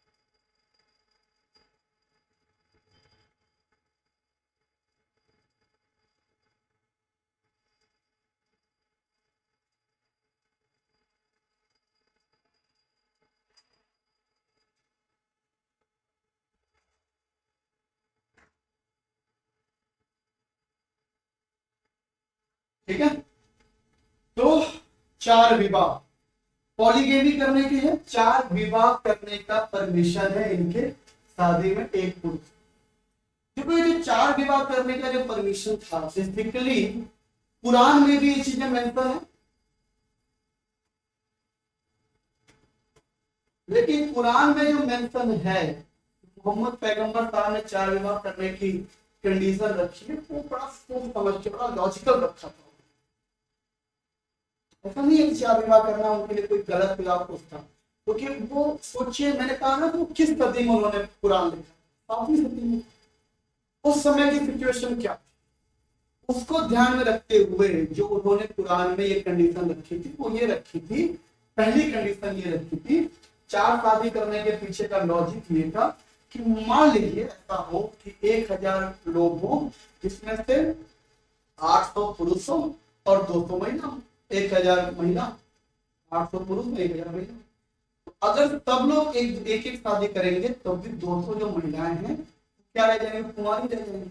तो उनकी देखरेख उनकी भरण पोषण कैसे होगा, उस समय तो ये आइडिया था नहीं। 8वीं शताब्दी में ये सोच पाना कि एक समय ऐसा आएगा कि लड़कियां लड़कों के बराबर होंगी, इनफैक्ट आगे होंगी,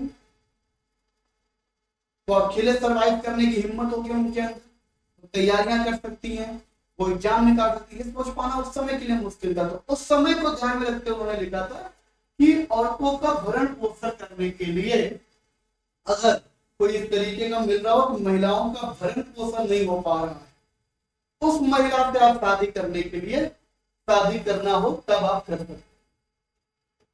ऐसा नहीं है किसी भी महिला से आप शादी कर सकते, एक विवाह तो करना है, दूसरा विवाह उस महिला से करनी है जिस महिलाओं का भरण पोषण करना मुश्किल हो।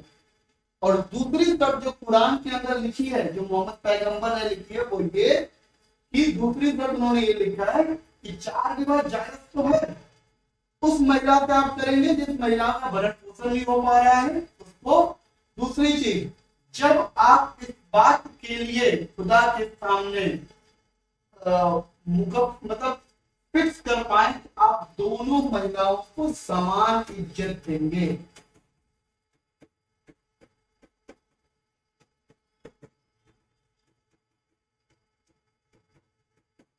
दोनों महिलाओं को समानता से इज्जत देंगे और ये दोनों महिलाओं के अंदर सहमति करा लेंगे, तब आप विवाह कर सकते। उस समय लिखा गया था कुरान के अंदर नीचे के नीचे।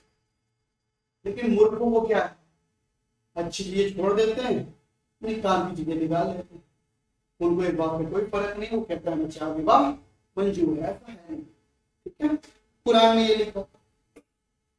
अधिकांश देशों में चार विवाह का सिस्टम ही खत्म कर दिया। पाकिस्तान में दूसरा विवाह करना इतना मुश्किल कर दिया गया है, इतने उसमें कानूनी खोज पेश है, इसमें कानूनी कार्रवाई है कि आदमी दूसरा विवाह करने की सोचता ही नहीं है। श्रीलंका में ये नियम, बांग्लादेश में ये नियम, इजिप्ट में या बाकी यूरोप देशों में तो खत्म ही कर दिया गया। भारत में लेकिन अभी भी चल रहा है और आसानी से चल रहा है। ये मुश्किल की एक तो ये प्रॉब्लम, चार विवाह करना है इनका। अब समस्या क्या है, समस्या यहाँ समझने वाली है। जो मैं आपको समस्या समझाना चाह रहा हूँ, इस मैरिज के अंदर, इस शरीयत कानून के अंदर जो शादी हो रही है, इसके अंदर जो मेन समस्या, एक तो ये समस्या है ही चार विवाह, एक समस्या ये है जो मैं आपको बताने जा रहा हूँ, ये है कि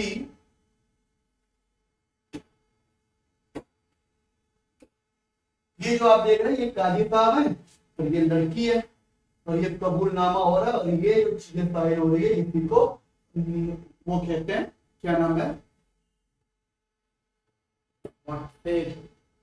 निकाहनामा शर्त। ठीक है, मेन शर्तें जो है मैं आपको बताऊं, मेहर की राशि के बारे में आपको बता दो जानकारी। एक विभाग है जिसको कहते हैं भारतीय मुस्लिम महिला संगठन, भारतीय मुस्लिम महिला। इस विभाग ने क्या किया था, इस विभाग ने एक सर्वे किया था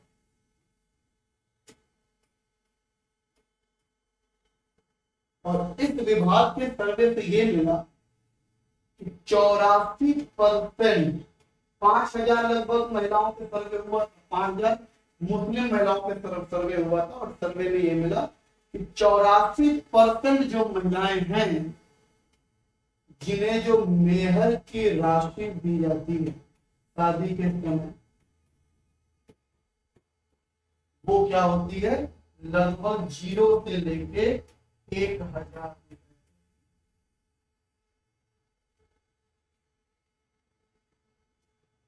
मुश्किल तो होता ही होगा। मेहर की राशि बेसिकली है क्या, मेहर की राशि कंप्लीट करनी पड़ेगी अगर आप मुझे तलाक दो।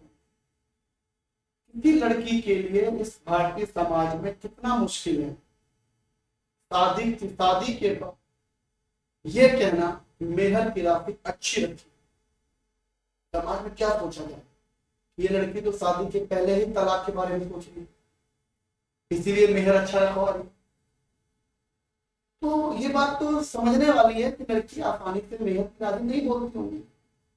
गरीब परिवार में 84% लोगों ने सोचे 1000 रुपए मेहर की राशि रखी है, यानी कि अगर कल को तलाक हो तो पति 1000 रुपए निकाले और कहे 1000 रुपए लो, तलाक तलाक तलाक जाओ, 3 महीने तक का जो खर्चा होगा हम देख लेंगे, 3 महीने खर्चा खत्म। अब लड़की कहाँ जाएगी, ये प्रॉब्लम थी। मेहर की राशि बहुत कम हुआ करती थी, जिससे दिक्कत। दूसरा जो सबसे बड़ी प्रॉब्लम हम समझाना चाह रहे हैं वो ये शब्द है जो आप देख पा रहे हैं, निकाह हलाला। क्या है निकाह हलाला, ये बहुत इंपॉर्टेंट है। निकाह हलाला क्या हुआ समझेंगे, ट्रिपल तलाक के ऊपर जाएंगे, लेकिन अभी हम समझेंगे निकाह हलाला ये प्रॉब्लम क्या है।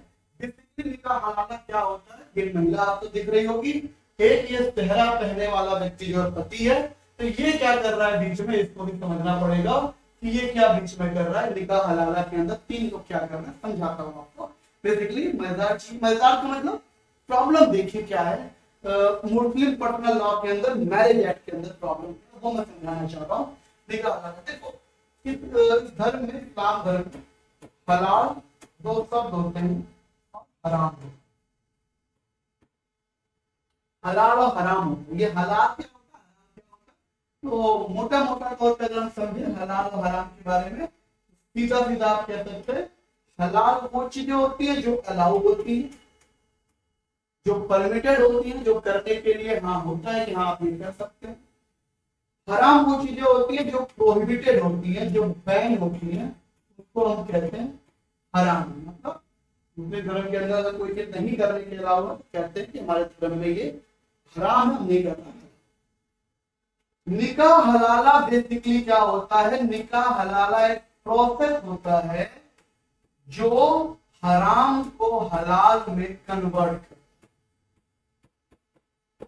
मतलब अगर कोई चीज हराम है उसको हलाल में कन्वर्ट करना ही क्या कहलाता है, हलाला। निकाह हलाला नहीं, बस केवल हलाला की मैं बात कर रहा हूँ। हलाला क्या कहलाता है, किसी भी हराम की चीजों को हलाल करना, मतलब जो चीज बैन है उसको अलाउ करवा लेने का जो प्रोसेस है वो हलाला कहलाता है।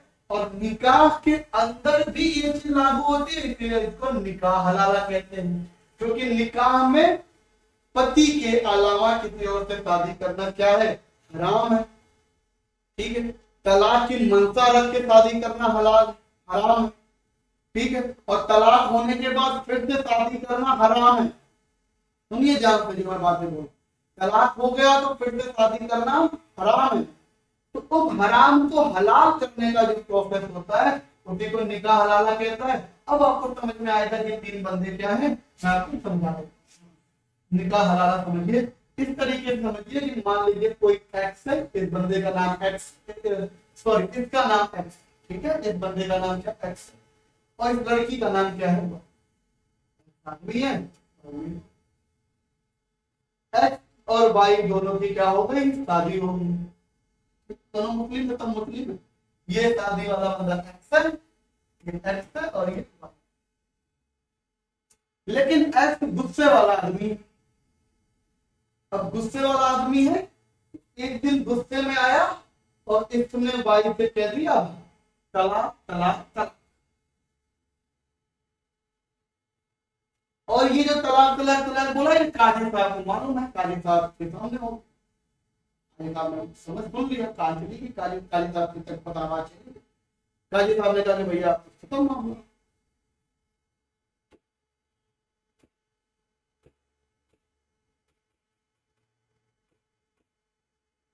काजी साहब ने कहा कि मामला खत्म, भैया तलाक हो गई। अब दोनों अलग हो गए, मेहर की राशि दे दी। लेकिन भाई को इसको महसूस हुआ, इस आदमी को यह महसूस हुआ कि यार गलती हो गई, एक काम करते हैं, इस आदमी को यह महसूस हुआ गलती हो गई, हम दोनों फिर से साथ में रहेंगे। तो महिला भी कहती है चलो गुस्से में बोल दिए, मतलब वाई एक्स के पास फिर से शादी करना चाहता है, वाई से करना चाहता है, दोनों एक दूसरे से करना चाहते हैं। गुस्से में हो गया था तलाक तलाक तलाक, फिर से एक साथ रहना चाहते हैं, तो ये हराम है, नहीं हो सकता। तलाक हो गया, अब आप साथ में नहीं रहते, अब कैसे साथ में रहा जाए। तो इस हराम को अलाउ करवाना क्या कहलाता है, निकाह हलाला। क्या होता है निकाह हलाला। अब क्या नियम है, शरीयत के अंदर क्या नियम है वो समझिए, और कितना खूंखार नियम है ये समझिए। तलाक किसने दिया, पति ने दिया। किसको दिया, महिला को दिया। महिला की इसमें क्या गलती है, कोई गलती नहीं। ठीक, अब चूंकि पति भी माफी मांग रहा है, गलती हो गई हमसे, पत्नी भी कह रही है ठीक है कोई बात नहीं, गुस्से में हो गया, हम दोनों फिर से बात करना चाहते हैं, लेकिन शरीयत में ये हराम है। अब इसको हलाल करना है तो कैसे करोगे, तो नियम देखिएगा कितना कठोर है, आपका दिमाग घूम जाएगा। नियम ये है कि अब ये लड़की को किसी जेड से शादी करनी पड़ेगी। अब ये लड़की मतलब भाई की शादी अब किससे होगी, किसी जेड से होगी, और शादी करके निकाह मुकम्मल करना पड़ेगा। निकाह मुकम्मल होता है जब उनके बीच में फिजिकल रिलेशन होगा, तब निकाह मुकम्मल होगा। तो अब ये लड़की की शादी किससे होगी, जेड से होगी। अब ये निकाह मुकम्मल करेगा। अब ये लड़का, ये जो जेड है, जब ये तलाक देगा, मतलब अब ये जेड जब इसको तलाक देगा, तलाक तलाक तलाक बोलेगा, अब जाके वाई कहीं एक्स से शादी करने के लिए तैयार। Can you imagine? ये रूल है मुझे शरीयत के। इसमें इस लड़की की क्या गलती है, मैं ये जानना चाह रहा हूं। जो इधर भी गई और इसकी गलती क्या थी? ना उसने तलाक बोला, ना उसने कोई नियम तोड़ा, ना उसने कुछ किया, लेकिन भुगता कौन? और मान लो इसने इससे शादी कर लिया और ये व्यक्ति अब तलाक देने के मूड में ही नहीं, बोला हम नहीं देंगे तलाक, तब क्या करेंगे? अब ये लड़की क्या होगी? अब ये लड़की इसकी पत्नी बनके रहेगी, कोई समस्या। ये था शरीयत के अंदर प्रॉब्लम, मेन प्रॉब्लम निकाह हलाला, एक प्रॉब्लम सामने क्लियर हुआ, समझ में आ गया? एक सर्वे हुआ था, इस सर्वे के अनुसार अगर मैं आपको बताऊं तो ऐसा पाया गया था, इस सर्वे के अनुसार पाया गया था बेटा कि निकाह हलाला का पूरे देश में एक अंधा व्यापार चल रहा है। अंधा व्यापार का मतलब है कि एक काजी लोग होते हैं या जो भी उस समय के बड़े लोग होते हैं, मुंडा लोग होते हैं, वो लोगों ने इसका निकाह हलाला का व्यापार कर रखा है। मतलब वो लोग ये खुल्लम कहते हैं कि अगर आपको निकाह हलाला करना, मान लीजिए दो लोग में तलाक हो गया, दो लोग वापस आना चाहते हैं, तो वो कहते हैं कि मैं करवा दूंगा निकाह हलाला, मतलब मुझसे लड़की की शादी करवा दो, हम निकाह मुकम्मल करेंगे और हम अगले दिन तलाक दे देंगे, शादी कर लेंगे। ये धंधा चल रहा है, धंधे का जो रेट है 20,000 से लेकर 1.5 लाख तक रेट है। ये सर्वे के अनुसार पाया गया कि निकाह हलाला इज लाइक अ बिजनेस।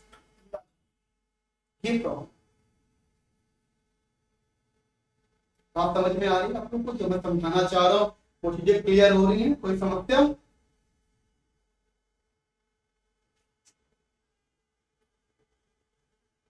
ठीक है, तो ये प्रॉब्लम जो सिविल लॉ में समझ में आई, एक तो मैरिज समझ में आया, तो दूसरा मुद्दा जब हम बात करेंगे वो बात करेंगे तलाक।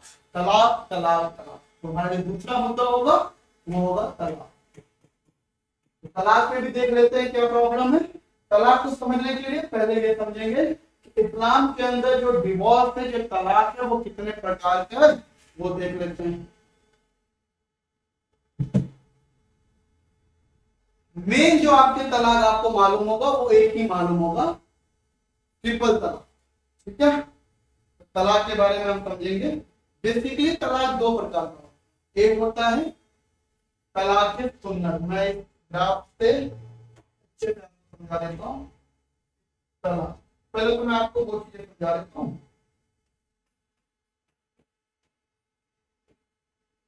तलाक के अंदर तलाक दो प्रकार का,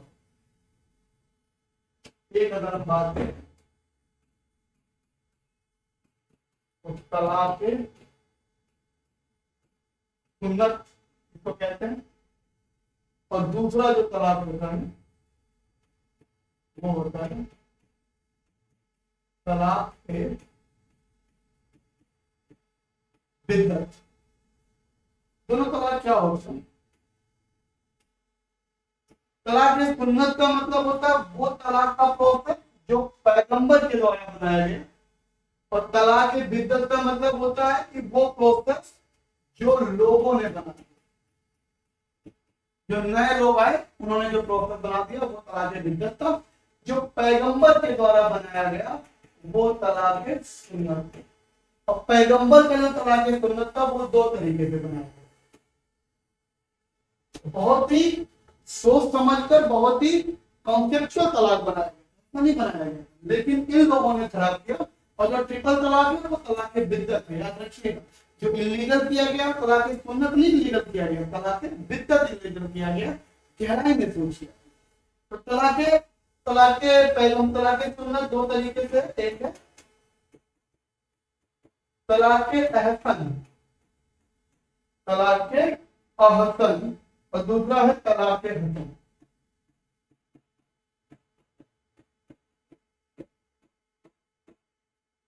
मोटा मोटा जल्दी समझेंगे क्या है। तलाक अहसन के अंदर ये नियम था कि अपने पूरे जीवन में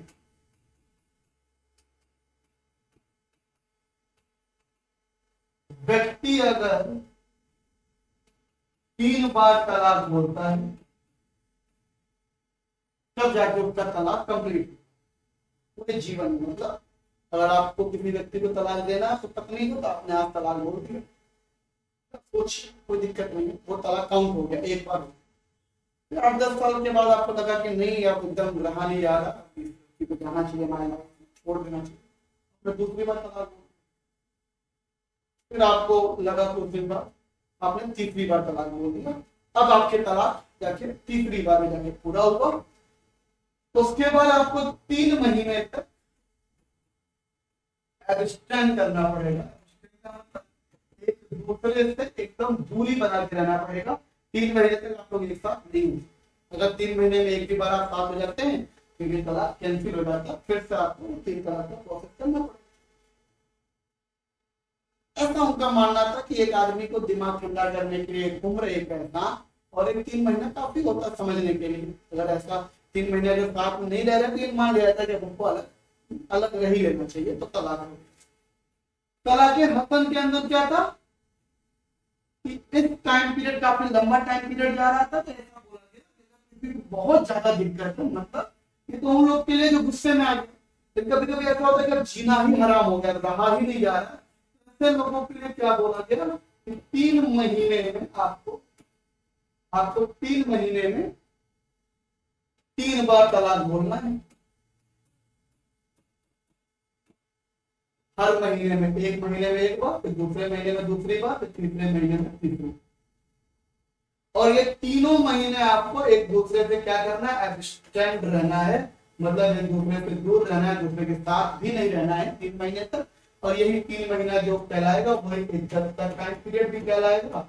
और ये माना गया कि 3 महीने का टाइम काफी होता है आपको समझने के लिए। अगर आपको लगता है कि 3 महीने के अंदर भी आपका मामला नहीं उल्टा तो तलाक दे दीजिए। ये होता तलाक सुन्नत, और ये अभी भी लीगल था। लेकिन जो नए लोग थे तलाक बिद्दत बना दिया। बिद्दत क्या था उसको समझते हैं, इन्होंने कहा सुनो, ना महीना ना साल, अगर हमें तलाक देना है हम एक बार में 3 बार अगर केवल तलाक बोल दिए, 3 बार तलाक अगर बोल दिए और आपको 1000 की पत्ती दे दी है, ये लोग मेहनत की राशि, 3 बार तलाक, जाओ अपने घर, खत्म, फिनिश्ड, ओवर। ये तलाक के बिद्दत, इसको बैन किया गया, ये इलीगल, ये चल रहा था। और ये याद रखना शिया लोग नहीं मानते हैं, शिया लोग तलाक बिद्दत नहीं मानते थे, शिया लोग आज भी तलाक सुन्नत ही मानते हैं। ये सुन्नियों ने अपने हिसाब से चीजों को मैनेज कर लिया था, बना दिया, ये तलाक बिद्दत था। 3 बार तलाक बोलेंगे मामला खत्म कर, ठीक है।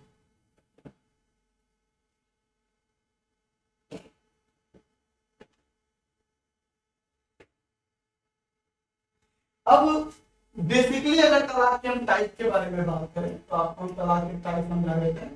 तलाक के कई सारे टाइप है, लेकिन तलाक में देखो ऐसा नहीं है, हस्बैंड के द्वारा जो तलाक दिया जाता है वो बेसिकली क्या होता है, एक तो तलाक होता है, और तलाक के अंदर देखो तलाक उल हसन, तलाक उल अहसन, तलाक उल हसन, तलाक उल बिद्दत, ये तीनों तलाक है। और यही चलता है, 98% यही तलाक चलता है पूरे देश।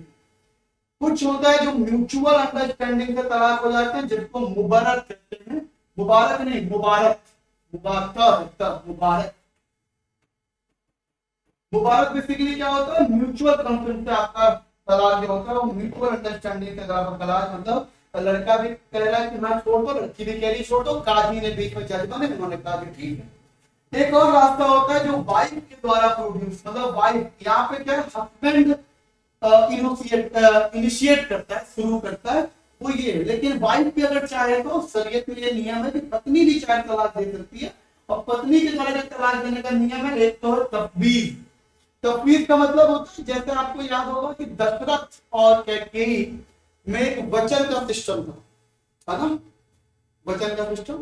कैकेयी को उन्होंने अधिकार दे दिया था कि जब तुम्हें मौका मिले तो तुम मुझसे एक वचन मांग लेना, 3 वचन मांग लेना बेसिकली। तो कैकेयी ने समय आने पर वो वचन मांगा था, उसने फिर राम को वनवास हुआ था, तो बात हुई आपको मालूम। उसी तरीके से इस्लाम धर्म में भी यह है कि शादी के समय क्या होता है, शादी के समय पति अपने पत्नी को एक तफवीज देता है, अधिकार देता है कि हक तफवीज कहते हैं, तो तलाक तफवीज या हक तफवीज कहते हैं। जब पहले उसको हक तफवीज मिलता है, जब वो तलाक बदल जाता है तलाक तफवीज हो जाता है। अधिकार देता है कि जब भी तुम्हें मुझसे अलग होना हो तो मैं तुम्हें अधिकार देता हूं कि तुम मुझसे अलग हो जाना, तुम इस अधिकार का प्रयोग करके अलग हो जाना, और उसी को तलाक तफवीज कहते हैं। दूसरा होता है खुला। खुला का मतलब होता है कि इसमें अभी जैसे इन्होंने 3 तलाक तलाक तलाक बोल दिया, इसमें पत्नी जो होती है वो आपको इनिशिएट करती है, काजी के साथ क्या कहती है कि इनसे कहो मुझे तलाक दे, ये बोले 3 तलाक, तो खुला मतलब ये अपना दरवाजा खुला कर दिए, तुम मुझे तलाक दे सकते हो, दिस इज कॉल्ड खुला। तीसरा होता है जिहार। खियार कहते हैं, बेसिकली कहीं में जिहार है और कहीं कहीं पे इसको खियार कहते हैं। खियार का बेसिकली मतलब होता है अविश्वास पर। जैसे मान लीजिए कि पति ने पत्नी पे इल्जाम लगाया कि इसका किसी और से संबंध है, या पत्नी ने पति पे इल्जाम लगाया कि इसका किसी और से संबंध है, और दोनों लोगों ने या तो प्रूफ कर लिया या प्रूफ नहीं कर पाए, तो दोनों के बीच में जो अविश्वास प्रस्ताव जारी हुआ, उस अविश्वास के तहत उस अविश्वास के तहत जो उनके बीच में तलाक होता है खियार कहते हैं। दूसरा होता है लियान। सॉरी, ये लियान की बात मैंने किया, अविश्वास पे जो होता है वो लियान कहते हैं। अविश्वास खियार किसको कहते हैं, इसको समझते हैं। जिहार कहते हैं, खियार कहते हैं। खियार का मतलब होता है ये थोड़ा सा अच्छा चीज है। खियार का मतलब ये होता है, समझिए कि अगर किसी भी मुस्लिम लड़की की पहले ही शादी कर दी गई, मतलब किशोरावस्था में शादी कर दी गई, एडल्ट होने से पहले उसकी शादी कर दी गई, तो उसके पास यह हक होता है कि जब वो व्यस्त हो जाए, एडल्ट हो जाए, तो वो चाहे तो अपने पति से तलाक ले सकती है कि मुझे ये पसंद नहीं है और मैं ये मेरी ये शादी मेरे बचपन में ही कर दी गई थी, तो अब मैं व्यस्त हो चुकी हूँ, तो अब मैं ये फैसला ले रही हूँ। ऐसा तलाक खियार है। फर्स्ट बेसिकली वापस से वो कोर्ट में जाके कर सकते हैं। कोर्ट जो नियम बनाता है 1939 में एक नियम बनाया गया था, और नियम शायद 1939 में बनाया गया, डिसोल्यूशन ऑफ मुस्लिम मैरिज है, इसको कहा गया डिसोल्यूशन ऑफ, ये अंग्रेजों के द्वारा बनवाया गया था मुस्लिम मैरिज। मतलब इस नियम में ये था 1939 में कि औरत या पति, वो तलाक जो शरीयत के नियम से चल रहा है वो तो चलेगा, लेकिन अगर जैसे सबके लिए बन रहा था, हिंदू का भी बन गया था, क्रिश्चियन का भी बन गया था, यहूदी का भी बन गया था, तो उसमें यह था कि अगर कोई महिला चाहे तलाक लेना तो वो इस एक्ट के तहत, मुस्लिम मैरिज एक्ट के तहत, dissolution of Muslim marriage act के तहत वो चाहे तो तलाक कोर्ट से भी ले सकती, ये नहीं। वैसे 98% जो चलता था हमारे देश में, अगर इंडिया की बात करें तो तलाक चलता था। मैंने आपको बताया कि तलाक तो घटन, तलाक की बिद्दत क्या है और बिद्दत कितनी प्रॉब्लमेटिक है, मैरिज में 4 विवाह कितना प्रॉब्लमेटिक है वो बताया मैंने कि किस तरीके से ये सारी प्रॉब्लम शुरू हुई। ठीक है,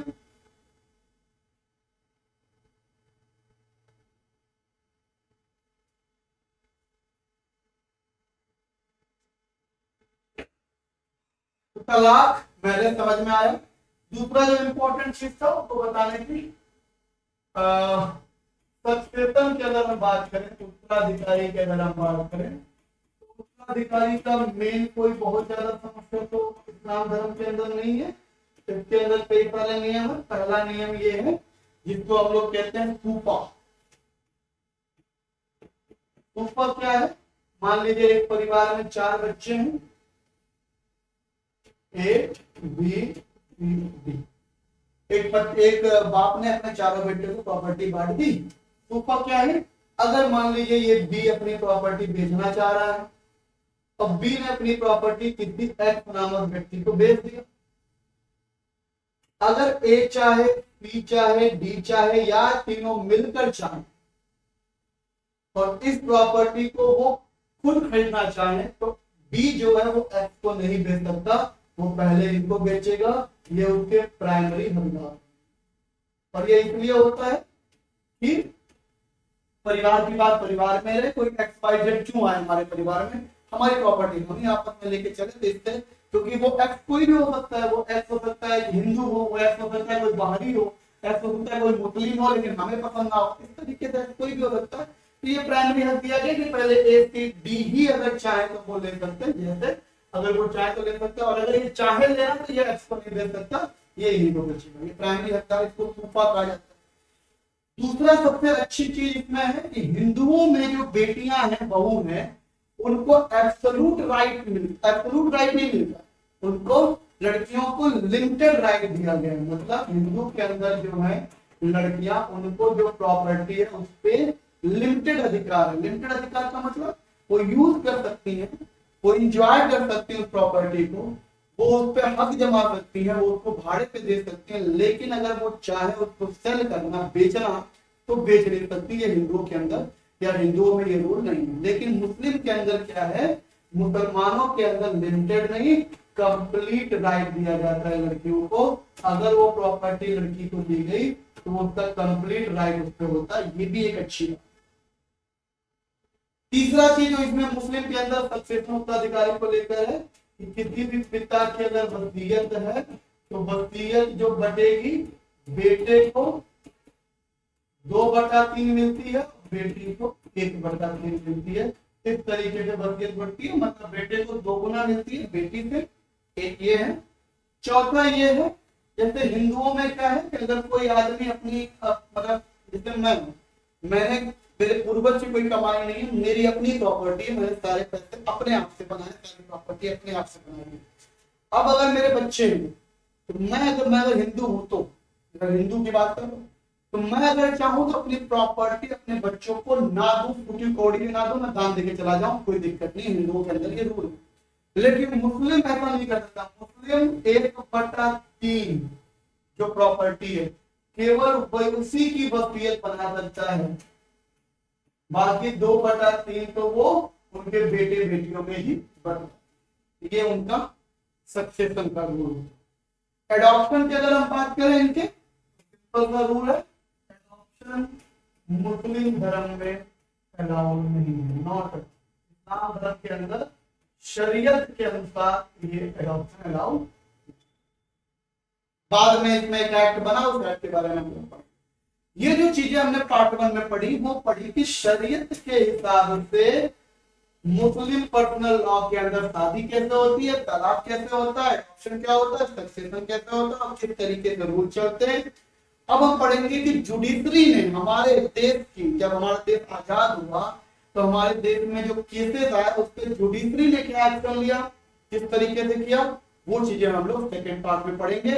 उम्मीद है कि पहली पार्ट आपको समझ में आई होगी, लगभग 1-1.5 घंटे का हो गया, और ये 1.5 घंटे क्लास आप ध्यान से देखिएगा। अगर आपको समझ में आ जाएगा तो सेकेंड पार्ट देखिएगा। सेकेंड पार्ट में मैं बहुत ही जल्द अपलोड कर दूंगा, जल्द मतलब विदिन आवर्स अपलोड कर दिया जाएगा। आप जब तक पहली पार्ट देखेंगे तब तक आपको सेकेंड पार्ट अपलोड होगा।